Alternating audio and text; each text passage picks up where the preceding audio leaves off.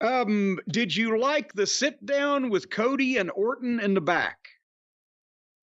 It was very interesting. We just talked about that recently. I said at the end of a conversation, how big do you think it'll be when Randy Orton turns on Cody?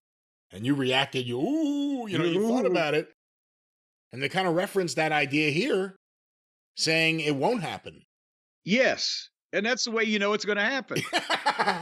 Well, it doesn't have to happen right away, I guess. Well, no, point. of course. No, this is what they did here was they did a kind of a story moving little promo for a minute and a half sitting in the back in the locker room. But this is something they can clip in a year or whenever and say, remember when you told me this, Randy Orton? Because Cody was sitting there and Orton comes in and says, hey, I know these Samoans are around tonight. Well, I'm going to have your back if you get surrounded by a bunch of Samoans. And when this whole bloodline thing is finally over with, I know you're going to have a lot of guys coming for that belt. And the belt's sitting there. And if you know, Orton's always looking at that belt.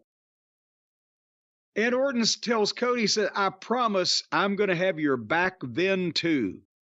When all those people are coming out, and he wants him to have that belt so he can beat him for that belt. And they don't even have to do this for a year. It's fucking great.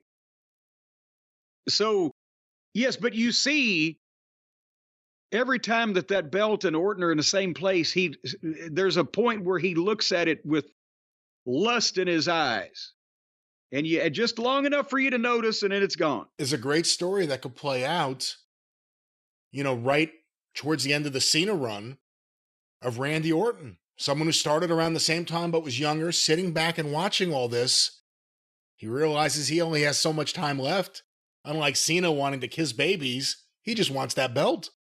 Yeah. Man, make a few more $1 million on the way home to St. Louis or wherever it is he's living these days.